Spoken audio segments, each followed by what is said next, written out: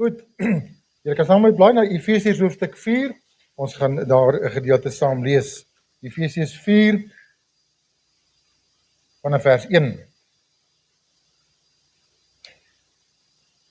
Ek vermaan julle dan, ek die gevangene in die Here, om te wandel waardig die roeping waarmee julle geroep is, met alle nederigheid en sagmoedigheid, met lankmoedigheid, terwyl julle mekaar in liefde verdra en ernstig strewe om die eenheid van die gees te bewaar deur die band van die vrede. Dit is een liggaam en een gees, soos julle ook geroep is in een hoop van julle roeping, een Here, een geloof, een doop, een God en Vader van almal, oor almal en deur almal en in julle almal is. Maar aan elkeen van ons is die genade gegee volgens die mate van die gawe van Christus. Daarom sê hy, toe hy opgevaar het in die hoogte, het hy die gevangenes gevange geneem en gawes aan die mense gegee. Maar dit, hy het opgevaar, wat beteken dit anders as dat hy ook eers neergedaal het in die onderste dele van die aarde? Hy wat neergedaal het is dieselfde as hy wat opgevaar het, bokant al die hemele, sodat hy alles tot volheid kan bring.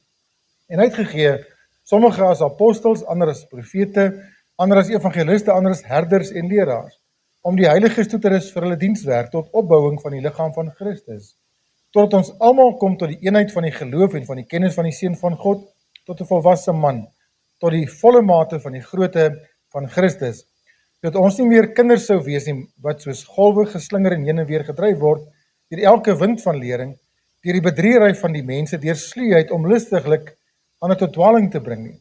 Maar terwyl ons 'n liefde die waarheid betrag, in alles so opgroei in hom wat die hoof is, naamlik Christus, uit wie die hele liggaam goed saamgevoeg en saamverbind deur ondersteuning met elke lid gee volgens die werking van elke afsonderlike deel in sy mate, die groei van die liggaam bevorder vir sy eie opbouing en liefde. Dit tot sover wat die woord dan van die Here vanmôre betref. Ek of al my goedjies werk, nou sê dankie Robbie. Nou dankie julle 'n woord sien. Dis nie Afrikaans nie, né? Dis die woordjie Kehila. As jy mooi kyk het, dan sal jy sien, hy staan daar bokant die deure ook geskrywe. Dis nou die naam van hierdie lokaal en hierdie gerief wat die Here vir ons gegee het, en daar's 'n rede daarvoor. Nou wonder jy seker, waarvoor staan Kehila? Wat beteken dit? Dit het niks met koffie te doen nie, hoor. Alhoewel ons daar ook 'n koffiestasie en ons lekker gaan saam koffie drink voor die tyd, na die tyd en by geleenthede en so aan ook. Maar die woordjie Kehila is dit wat die Here op my hart gelê het ook as naam vir die plek. En toe ek nou gaan kyk het, 'n bietjie gaan kyk het in die Bybel vir name, en mens wil nie sommer net enige iets kies nie, toe regtig gevra, Here, wys my iets. Lei my na iets so, en ek weet nie hoe dit presies gebeur nie. Maar op een of ander manier het ek daarby uitgekom, kom by die woordjie Kehila uit. En ek gaan kyk, wat beteken die woordjie Kehila? En toe ek nou sien wat die woordjie Kehila beteken in Hebreëus, toe weet ek sommer in my hart, dis reg. Dis wat dit moet wees. Want dit is presies wat ons beoog ook met die vertrek, wat ons ook in die gemeente wil bereik.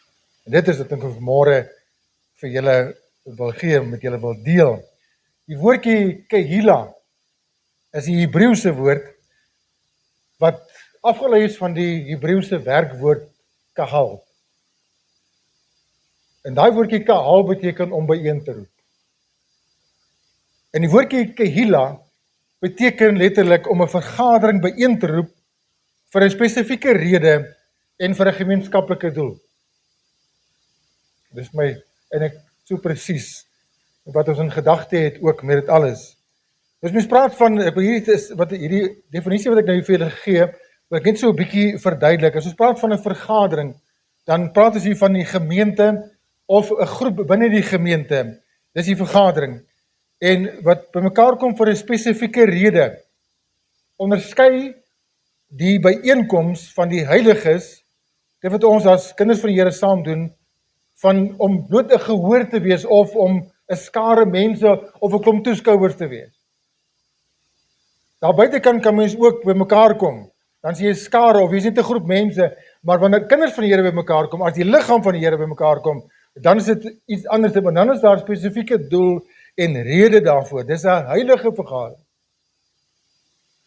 En baie keer dink ons moeilik daaraan om te aanvaar dat, as ek in my eie lewe kyk, ek is nie so heilig nie, maar jy is deel van 'n heilige vergadering. Die Here het gesê, hy het ons geheilig, en geheilig beteken afgesonder, beteken nie hoe jy aantrek, en hoe jy gremering aansit, en hoe jy hare kam, en wat is skoene jy aandra, en daai tipe van dra en so ding. Dis nie heiligmaking aan die uiterlike dinge, dis 'n innerlike gewaarwording, 'n innerlike leefwyse, dis 'n karakter wat na vore kom. En ek is afgesonder dat dit moet ontwikkel word. As ons praat van 'n gemeenskaplike doel en belange, dan is ons hier op 'n Sondag, of wanneer daar ook al 'n geleentheid ergens in die week is, vir 'n spesifieke rede en 'n doel, en dit is, ons is hier om te aanbid. Ons is hier vir lering. Ons is hier om baie keer beraadslaging te doen. Ons is hier sodat ons ook kan toegerus word om uit te reik na buitekant toe as gemeente. Ons is hier vir fellowship. En dit word alles in die woordjie Kehila saamgevat. Dit is 'n baie ryk woordjie en 'n veelseggende woordjie. So die vergadering het as 'n verhewe doel, wanneer ons hier bymekaar kom, vir watter geleentheid ook al, dan is daar altyd 'n verhewe doel. Dis nie 'n blote byeenkoms nie. Dis nie sommer net, ons hier bymekaar kom as 'n ou skaretjie nie, nee. Wat baie interessant is, en ek het dit nie geweet nie, na meer as 30 jaar in die bediening het ek het nooit besef nie, ek het dit nog maar geleer, dat die woordjie Kehila baie nou aansluit by die Nuwe Testamentiese woord Ekklesia. En ek dink meeste van ons is bekend met die woordjie Ekklesia. Ekklesia is die Griekse woordjie, wat bestaan uit twee woorde, die woordjie ek is 'n voorsetsel, wat beteken vanuit, en kallio is die woordjie om te roep, die werkwoord. Nou as daai twee woorde saamgevoeg word, dan vorm dit die woordjie Ekklesia, ander woorde, dan beteken dit, die wat vanuit iets geroep is. En dis wat die gemeente van die Here is, dis wat kinders van God is, dis wat kerk is. Dis mense wat die Here vanuit die wêreld, vanuit hulle verlore toestand geroep het, wat gereageer het op daardie roeping, en deel geword het van sy liggaam, deel geword het van 'n vergadering van heiliges, afgesonderd is. Dis die woordjie Ekklesia. Ons verteenwoordig die Here in woord en wandel. En die enigste manier wat ek en jy dit kan doen, is deur 'n heilige, afgesonderde lewe te lewe. En daarom is ons altyd as ons by mekaar kom, met 'n verskillende naam, met 'n verskillende persoonlikhede, en al die dinge wat daar baie keer in 'n gemeente maar is, omdat ons mense is, bly ons 'n heilige vergadering van God. En hy is in ons midde. Ons bly 'n liggaam van Christus, waarvan Christus die hoof is. En jy kan jouself, as jy deel geword het van daardie liggaam, kan jy jouself nie amputeer. Jy kan nie uitgegooi word. Ek sê weer, mits jy waaragtig weer gebore is en deel is van sy liggaam. Romeine 1 vers 16, wat het mooi saam sê, want evangelie is 'n krag van God tot redding vir elkeen wat glo. Dis jou en my roeping as kinders van die Here, om die krag van die evangelie na buitekant toe te vat. Nie te vertel daarvan, maar dit te demonstreer. En hier val, soos die Afrikaanse spreekwoord sê, van die hand tot die mond val die pap op die grond, baie keer vir kinders van die Here, nee. Ons kan baie maklik praat oor die Here, maar as ons lewe nie demonstreer wat ons glo nie, as ek sê weer eens daai uitdrukking wat lief is om te gebruik, as ons belydenis nie ons belewenis is nie, dan is dit vals. Ons moet die evangelie rigsteen is 'n mooi Afrikaanse woord, met ons lewe, met ons karakter, met ons gesindheid, dan is ons werklik mooi in elke opsig kerk. En mens moet kyk nou na Efesiërs, ons het daaroor gepraat by vorige geleentheid ook, het laaste op die jaar daarvoor, oor hoe Efesiërs, Paulus in die briewe, of in die brief aan die gemeente in Efese, vir iets leer omtrent wat is die gemeente. Hoe sien God die gemeente? Dan sluit dit onder andere dinge in, soos, hy sê, dit is 'n verborgenheid. Die gemeente is 'n misterie, want die Ekklesia in die Nuwe Testament is nie presies dieselfde as die Kehila in die Ou Testament nie. Want wat maak die verskil? In die Ou Testament was Christus nie die hoof nie. En nou bring hy 'n verborgenheid in, hy sê die gemeente is 'n verborgenheid, want Christus is nou die hoof. Hy is die senter waaroor alles gaan in die gemeente. Hy praat ook van die gemeente as 'n liggaam van Christus. Hy praat van die gemeente as 'n nuwe skepsel, iets wat nooit bestaan het in die Ou Testament nie. Iets soortgelyk het bestaan in die Ou Testament, maar nie heeltemal dieselfde nie. Ooreenkomste, maar tog anders. Die gemeente is ook 'n tempel van die Here, dis huis van die Here. Die gemeente is die bruid van Christus. Die gemeente is ook in hoofstuk 6 sien 'n mens 'n deel van God se leermaag as hy praat van die wapenrusting wat vir die kind van God daar gestel is. So, die gemeente, of ons nou praat van Kehila, en of ons nou praat van Ekklesia, dan moet ons altyd die een ding verstaan. Ons behoort aan die Here Jesus. Ons is sy eiendom. Hy het ons met sy kosbare bloed, met sy lewe, het hy ons gekoop om aan hom te behoort. En as jy op daardie uitnodiging, op daardie roeping van die Here gereageer het en jou lewe aan hom oorgegee het, dan is Christus die hoof van my lewe, die hoof van my huis. En dan moet ons dit so beoefen. Ek het so 'n mooi definisie daar ook gelees daar buitekant, wat iemand gesê het, hy sê, it signifies a vibrant, united body of individuals working towards shared goals, distinct from just a random crowd by its organized nature, shared objectives and Christ-like character. Dis wat ons as gemeente uniek maak, anders maak, as vergaderings daar buitekant, as byeenkomste daar buitekant, as skares daar buitekant. En dit is, ons is baie lief vir simboliek, ek vooral, en jy kan sien in die kerk, eers moet begin, dan gaan ek vasthou daarby, want dis, alles wat die binnekant om te sien is simboliek. Agter elke ding is daar een of ander betekenis. Dit wat jy hier langs dan sien hier, is simboliek. Iemand het net gevra, ek moet weer verduidelik, moet ek het gedoen weer? Ok, wat hier so sien, ek wag nie veel om ja te sê, ek is te haastig. Maar as wat jy kan sien, dis die evangelie. Dis die roeping van die kerk wat hier uitgebeeld is. Wat jy in die onderkant sien, daar in die hoekie, is daar 'n stuk van 'n gebreekte kruik. Mense se lewens is soos gebreekte kruike. En die Here praat van ons lewens is soos 'n erdekruik. Nou hy stikkend daar aan die linkerkant. Wat moet gebeur? Hy word by die kruis, is daar 'n heel kruik in die middel. Die stikkende kruik word heel gemaak aan die voet van die kruis. Die glaswerk wat jy daar sien is die kerk van die Here Jesus wat uitgebeeld word. Dis waar kinders van die Here toegerus word en versorg word, heel gemaak word, 'n proses deurgaan waar hulle deel word en uitoefen dit wat hulle in Christus nie geword het. En dan het ons die opdrag om aan die wêreld uit te basuin dat Jesus leef, dat Jesus weer gaan kom, die evangelie te verkondig aan die wêreld. Jy sal sien die sirkel is nie voltooi nie, want dan moet tog mense inkom. Dit is die wêreld. En dan, Jesus het gesê, Matteus 28 vers 9, kyk, ek is met julle, Vader, Seun, Heilige Gees, ek is met julle tot die volëinding van die wêreld. Dis die kerk. En dis wat ons as kinders van die Here moet beoefen. Dis wat ek en jy moet besig wees. En dan kan jy verder ook sien, die ander paniere wat hier op is ryk uit. En jy moet net vinnig saam te vat ook, as jy daar kan sien, ryk uit na God, na kennis, na mekaar, na verlorenes. Ryk uit na God, my verhouding met die Here, dieper in my verhouding met die Here, na kennis, sterker in geloof. Ryk uit na mekaar, brei die koninkryk uit. Of nader aan mekaar te wees, 'n warmer gemeenskap wees, en dan ryk uit na verlorenes. Dis jou en my verantwoordelikheid as kinders van die Here. So, Ekklesia, kerk, gemeente, is dis 'n heilige vergadering van verloste mense, wat vanuit die wêreld en sonde geroep is, om byeen te kom vir die volgende redes en doel. Nou gaan net so 3 vanoggend hanteer met julle, maar as baie onder die goed is wat ek wil sê. So, moet nie dink as ek 3 net gaan preek, ek gaan kort preek, jy hoor. Maar ons gaan kyk, hoe vorder ons. Maar die eerste ene, wat ons oor moet gesels, waarvoor is ons by mekaar op 'n Sondag?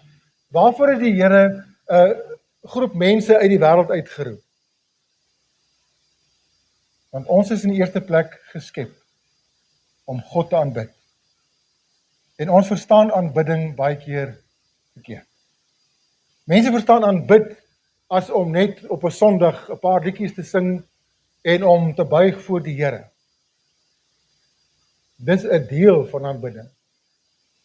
Aanbidding is 'n lewe van toegewydheid aan die Here, waar ek my voortdurend voor die Here verneder, sodat hy eerste kan wees. Waar ek niks is nie en hy alles kan wees. Dis aanbidding. Kort gesê. En nie alles nie, maar dis in kort wat dit behels. En dit is interessant as ons kyk na die woordjie aanbidding in die Grieks veral. Dan is dit die woordjie proskuneo. Nou weer eens proskuneo is die samevoeging van twee woorde. Pros beteken vorentoe of vooroor. Dis weer eens 'n voorsetsel en kuno of kuneo is afgelei van die Griekse woordjie hond, kuhon. Wat sê die Here vir ons eintlik? Wat is aanbidding? Mooi gaan kyk. Om soos 'n hond, nie as 'n hond nie, hoor. Groot verskil. Want baie kinders van die Here dink hulle is selfs so onwaardig dat hulle voel soos 'n hond gedurig deur. Die Here sê nie ons moet as honde na hom toe kom, ons moet soos 'n hond beteken. Nou as jy 'n hond het, met 'n hond groot geword het, katte is anders as ons so laas jaar geleer het. Hulle doen dit nie. So mens kan niks van 'n kat leer, jy leer baie goed is van 'n hond. Alright, maar in elk geval hoe 'n hond wat sy plek in die huis gevind het en weet wat is sy rangorde in die huis.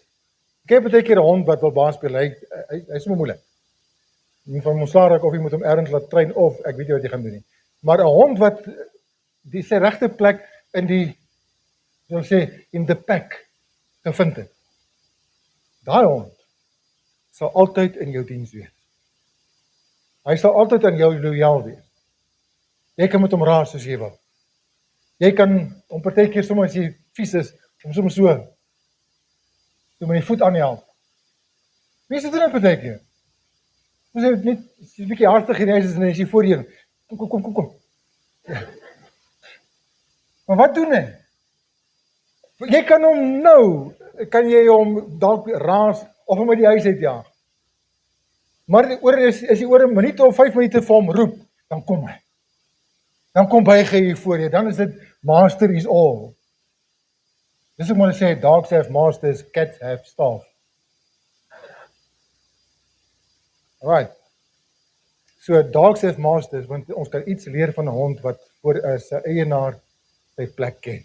En dis daai woordjie vir my so interessant, man. Proskuneo, om altyd daar te wees, om ondergeskik te wees, om my plek te ken voor die Here. Dis aanbidding eintlik in 'n baie eenvoudige wyse gestel. Maar wat beteken aanbidding verder? Dit beteken om sy teenwoordigheid hier as ons as 'n vergadering mekaar is, te eerbiedig. God is hier teenwoordig, as 'n ou gesang wat so klink, God is hier teenwoordig, laat ons biddend nader, hier waar ons voor hom vergader. Is dit ons gesindheid wanneer ons by mekaar kom, dat ons hier is in sy teenwoordigheid. Hy kom nie in en kom besoek ons en kom bring sy teenwoordigheid in nie. Hy is hier. Waar 2 of meer in my naam vergader het, hy gesê, daar is ek. Immers ons elkeen wat sê ons is kind van God, het sy teenwoordigheid, dra sy teenwoordigheid met ons onafskeidbaar. Nie altyd bewustelik nie. Maar dis daar. En ons moet sy teenwoordigheid eerbiedig met ons gesindheid wanneer ons by mekaar kom. Ons moet sy teenwoordigheid ook eer en dit saam beleef. As ons by mekaar kom en bid ons voor die tyd. Ons hoop by die huis ook, jy bid as jy kom. Die laaste ding wat jy moet doen voordat jy by die huis weggaan, is eintlik nog 'n gebed, nie die laaste make-up of die laaste nee. Of dit nog in die kar ook te doen nie. Party ouens doen sommer hier voor die parkering. Bidend nader, laat ons bidend nader. Lofprysing deur sang en getuienis. Gee eer aan die Here. Daar kom 'n uur, het Jesus gesê, en dit is nou, wanneer die ware aanbidders die Vader in gees en waarheid sal aanbid. Van die Vader soek ook mense wat hom so aanbid. God is gees. En die wat hom aanbid, moet in gees en waarheid aanbid. Nou is interessant, jy moet kyk hier teks verder. Dan is gees op een plek met 'n hoofletter en die ander plek is dit met 'n klein lettertjie. En daar's 'n onderskeid. As hy sê, die wat hom aanbid, moet hom in gees en waarheid aanbid, dan verwys dit nie na die Heilige Gees nie. Dan verwys dit na jou gees. Jou gees moet in ooreenstemming, in verbinding, koneksie met Heilige Gees. En ons kom baie keer hierin, met daai koneksie nie bewustelik nie. Dan kan ons nie in gees en in waarheid hier aanbid, of selfs aanbiddend daar buite kan lewe. En ons loop ons vas, ons kom agter baie keer, ons is kragteloos, ons is fitloos vir die koninkryk. Want aanbidding gaan nie net oor hier nie, dis 'n lewenswyse wat hier versterk word, toegerus word om daar buitekant nog 'n groot verskil te gaan voortgesit.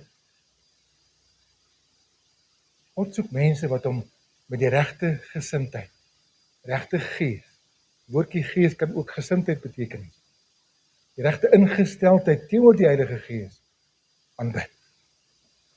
Bygesê, niemand kan God aanbid sonder die bewustelike werking van die Heilige Gees nie. Probeer. Die eindig in die vlees. Die begin en eindig met die vlees. Jy kan dalk emosioneel raak. Jy kan dalk self tranerig raak. Maar dis nie noodwendig die Heilige Gees. Maar watter impak het dit wat jy doen, wanneer ek aanbid en ek bring lofprysing aan die Here, en watter effek het dit wanneer ek daar uitstap? Of los ek dit hier agter?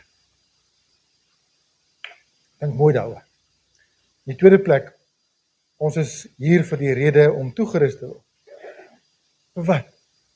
Watter toerusting het ek nou nodig? Is daar enige iemand hier? Ons begin hier, agter my. Ek het myself in. Is daar enige iemand wat vanmôre hier kan sit en sê, ek weet genoeg?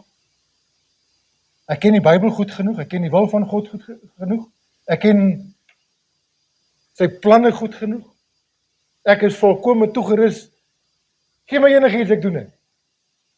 Ek weet wat om te doen. Doen dit al 30 jaar, ek doen dit al 40 jaar, doen dit al 50 jaar. Is daar enige iemand hierso? So wat beteken dit? Ons moet nog steeds toegerus word. Maar die Here rus net mense toe wat ook gewillig is om sy toerusting te gebruik. Die Here gaan jou nie toerus as jy nie gewillig is om ook sy toerusting te gebruik. As jy net toerusting soek, lering soek, terwille van om meer te weet, dan gaan jy hoogmoedig eindig, jy gaan beter weterig eindig, jy gaan eindig soos baie mense in kerke en in gemeentes eindig, as 'n argumentiewe mens. Jy gaan argumente soek, in plaas van om 'n verskil te maak. Ek het met baie sulke mense te doen gekry, dat mense vir jou met allerlei, ja, ek noem soms stupid vrae. Jou baie keer bodder met dit. Vrae wat niks met jou saligheid te doen het nie. Dan vra ek sommer reguit vir mense, hoor jy, soek jy argumente of soek jy antwoord? En dan kan hulle my gewoonlik nie antwoord nie. Nee, want hulle kom agter dit. Hulle wil eintlik net met my argumenteer en hulle wil eintlik vir my verkeerd bewys. Hulle wil eintlik 'n punt bewys teenoor my. Dis nie waaroor toerusting gaan nie. Om vir jou 'n punt te wys. Maar ek wil leer, sodat ek met my lering vir die Here diensbaar kan wees. Dis waaroor dit gaan. Kyk wat sê Efesiërs 4 vers 12. Ons het dit gelees in die begin, om die heiliges toe te rus vir hulle dienswerk, tot opbouing van die liggaam van Christus. Want hoe meer 'n mens leer, hoe sterker is jou geloof. Hoe meer 'n mens leer, hoe meer effektief is jou gebed. Hoe meer 'n mens leer, hoe meer kan ek ander help met kennis en insig en met wysheid. So dit gaan oor meer as net myself. Dit gaan nie, ek wil net meer wees nie, ek wil sterker wees nie, ek wil sterker wees terwille van ander, terwille van die res van die gemeente, terwille van mense daar buitekant wat die Here nie ken nie.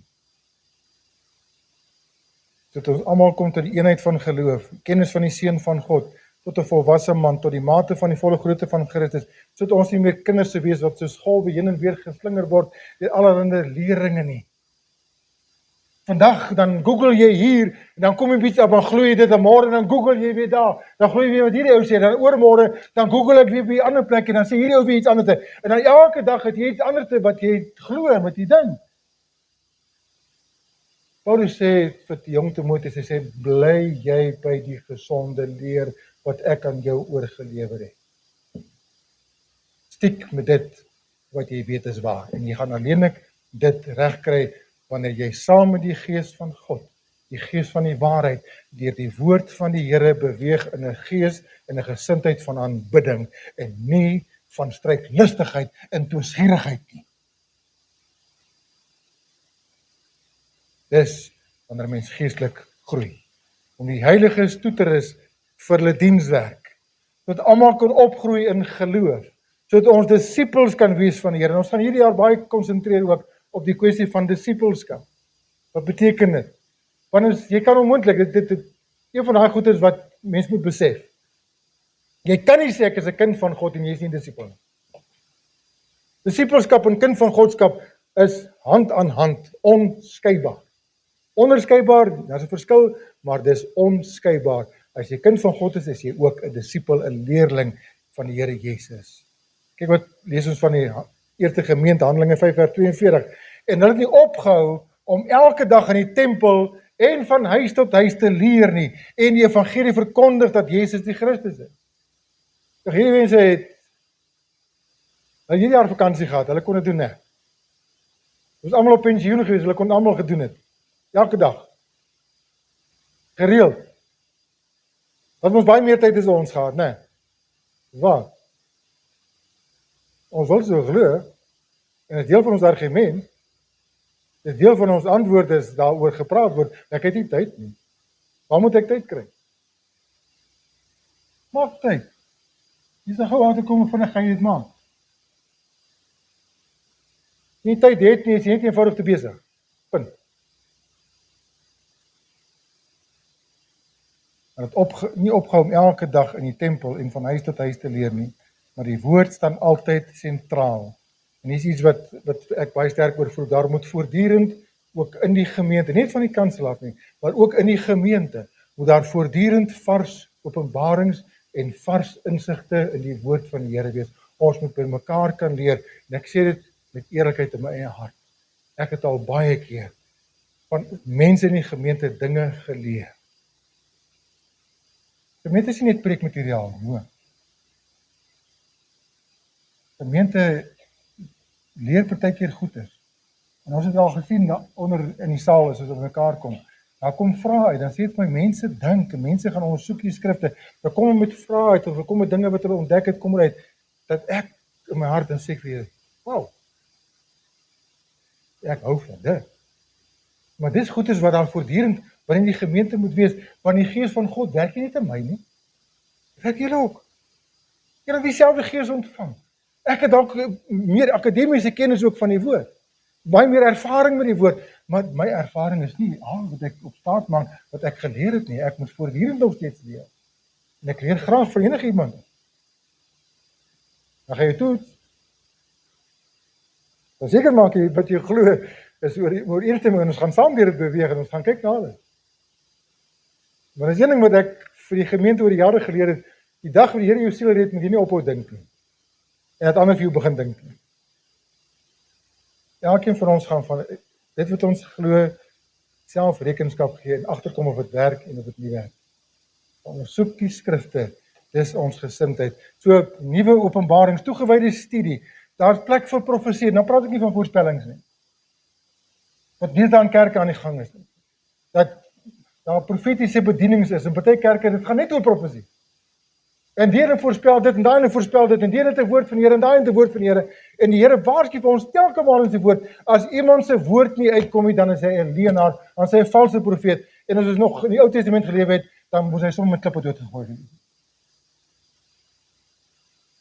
Deesdae profesie is nie Bybelse goed nie. Dis niks anders te baie keer as geestelike waarsêery. En weet wat is my ervaring met hierdie goedes ook al? Dat mense 'n profesie oor jou uitspreek, en dan gebeur dit nie, dan sê jy vir daai persoon, hoor jy, daai ding het nie waar geword in my lewe nie, jy's 'n valse profeet. En die Here het vir jou gesê, dit gaan gebeur, ja. maar dit het uitgewerk het, dan sal hy nie aanvaar, hy was verkeerd en sê vir my, maar jy het nie geloof gehad. Sê ek, moet ek jou geloof en moet God geloof? Jy praat nie namens God as jy vir my dinge sê, wat ek in die woord gaan toets het en het maak nie sin. Ek gaan soek bevestiging by die Here. Jou woord is nie my ja en amen nie. Ek gaan toets dit. En dan, as die Here dit bevestig het, dat ek terug gaan na jou toe sê, hoorie, dankie vir daai woord. En dis wat ek en jy kan doen, as kinders van die Here. Ek gaan nie vir iemand gaan sê, hoorie, die Here het op my hart om jou te wys, oor die volgende jaar hierdie tyd, gaan jy by 'n ander werk wees. Oor die jare wat, en dan gaan jy met daai en daai kar rondry nie. Gaan jy in daai woonbuurt wees, of 'n huisie by die see hê nie. Ek het gaan kyk na baie van die profeseë wat mense uitbring, het te doen met aardse materiële goede. Maar wanneer iemand na jou toe kom en sê, weet jy, Here het op my hart gelê, dit mag ons doen, dit moet ons doen. Die gemeente kan nie daar sonder nie. As jy stil geword het voor die Here, en die Here lê iemand op my hart, en hy gee my 'n woord, en ek gaan na daardie persoon toe, ek stuur my boodskap, weet jy, die Here het vanoggend my hierdie woord gegee, en dit lê swaar op my hart om dit vir jou te gee. Dis wat ons moet doen. Dis profesie. Wanneer jy oor iemand die woord van die Here spreek. Nie wat jy dink hy gesê het. Nie jou eie woorde maak nie, maar vir hom woord gee. Wat hom kan oprig. Maar dan moet jy ook baie versigtig wees, né? Want baie keer het ons issues met mense. Dan wil ons hom terugkry. Of ons wil hom op 'n manier wil ons hom net sy plek sit, of hom sê wat ek dink hy moet hoor. Dan gee hom 'n teksvers wat so 'n bietjie 'n steek in het. Ken julle daai ene? Ek het al sulke ontvang.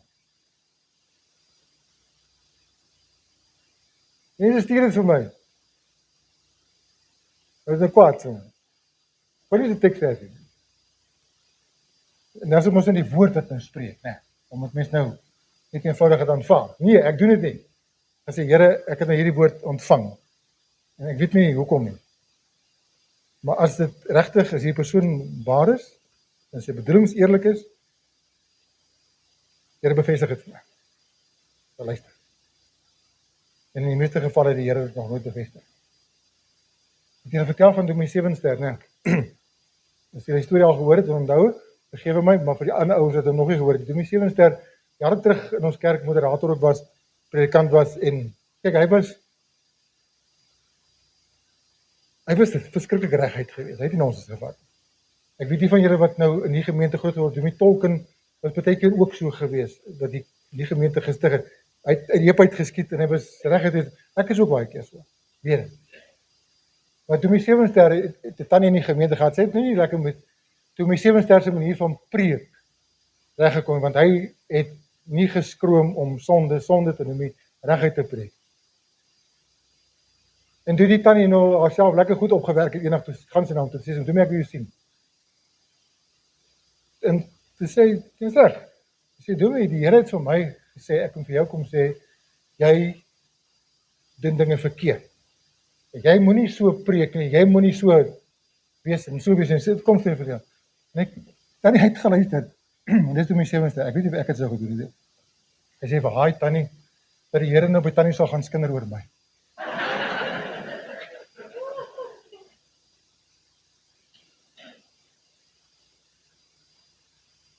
Hoe klink daai ene? Dis die laaste gewees van daai tannie. Sy's reg.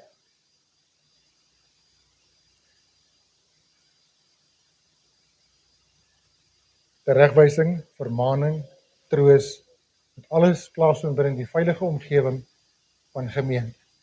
Waar ons baie keer vir mekaar kan teregwys, kan vermaan met liefde. Nie om iemand te verguis nie, nie om iemand aan te kla nie, nie om iemand te veroordeel nie, maar in liefde moet ons mekaar verdra en mekaar ook tereg kan wys. En die gemeente is 'n veilige plek en dit behoort altyd 'n veilige plek wees waar dit kan gebeur. Want ons het hier die gesindheid, die troos, die ondersteuning van die Heilige Gees.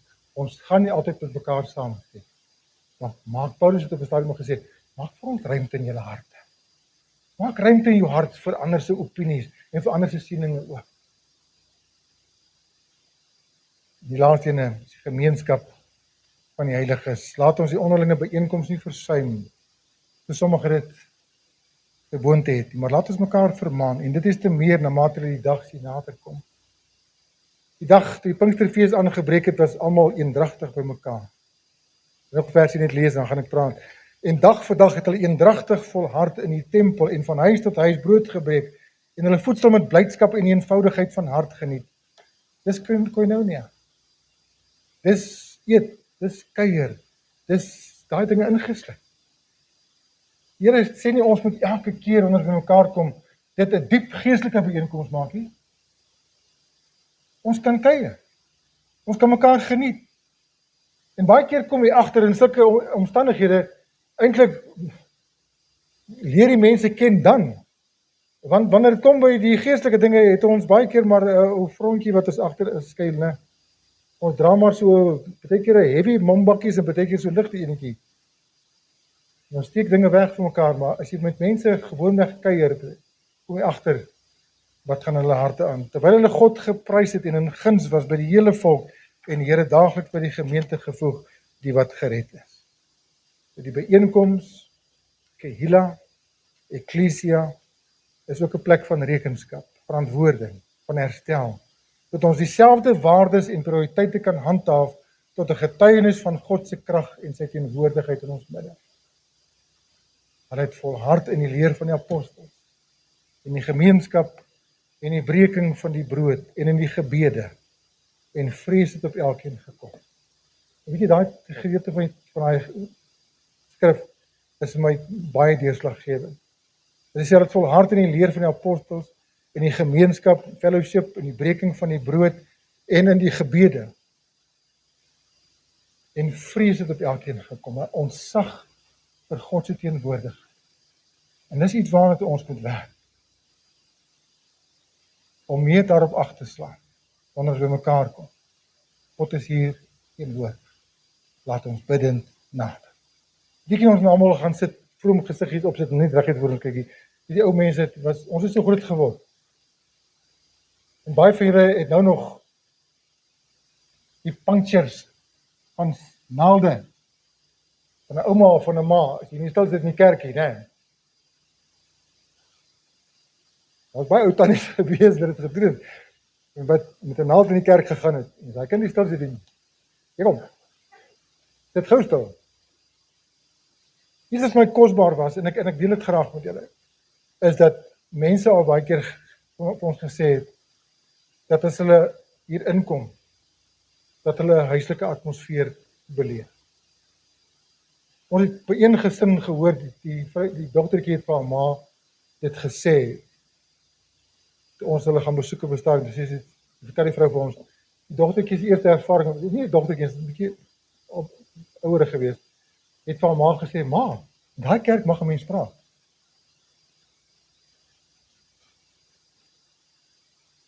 Gesels. Partykeer raak dit so 'n bietjie 'n geruis. Ons sal werk aan. Reg, maar die feit dat mense mekaar geniet en dat ons saam gesels is deel van gemeente wees.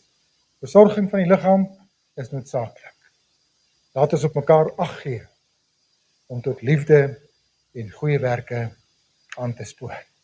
So, om saam te vat net, elke byeenkoms, Kehila, wanneer by mekaar kom, vind in God se teenwoordigheid plaas. Dan moet eerbied onder ons wees teenoor hom en eerbied ook vir mekaar. Ons liefde vir mekaar moet ongeveins wees, opreg wees, 'n liefde wat verdra, 'n liefde wat kan neerbuig na ander en onder iemand kan inklim. 'n Eensgesindheid, die van Jesus. Die blydskap van die Here in ons midde.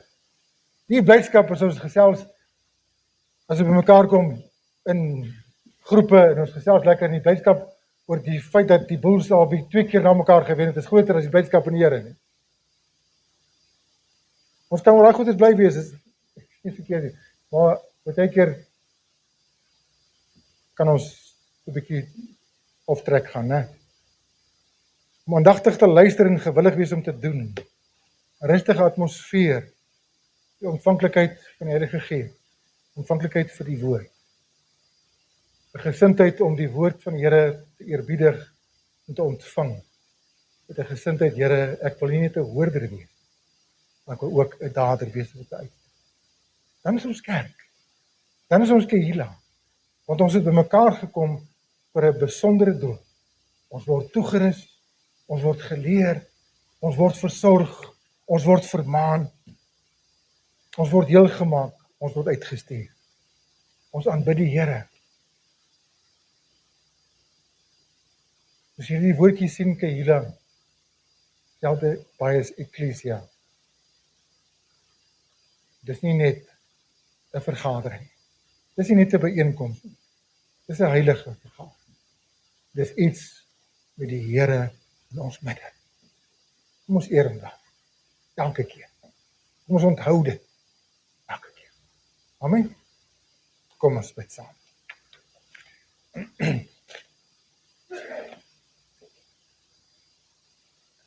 Vader, baie dankie vir u woord. Baie dankie dan ook vanmôre vir Ekklesia, vir Kehila. Vergadering soos hierdie wat ons saam kan wees in u teenwoordigheid, om u te eer en van u te leer, om ook hier uit te kan stap, toegerus om 'n verskil te maak daar buitekant. En dat ons elke keer as ons hier was, as ons hier uitstap kan sê, wow, dit was lekker, dit was goed geweest om in die teenwoordigheid van die Here te wees. En dat die lekker nie gaan oor dinge wat ons geëet of gedoen het of snaakse goeders nie, maar dit gegaan het oor, Here, u teenwoordigheid was vir ons kosbaar. Die werking van u Gees was dringend geweest en dit was tasbaar. Here, laat dit altyd ons prioriteite wees as ons op mekaar kom. Die res sorg vir hulself. Dit sal daar wees. Ons fokus, God is hier teenwoordig. Ons eer u vir u teenwoordigheid, ons eer u, Here, vir u woord ook vanmôre in Jesus se naam. Amen.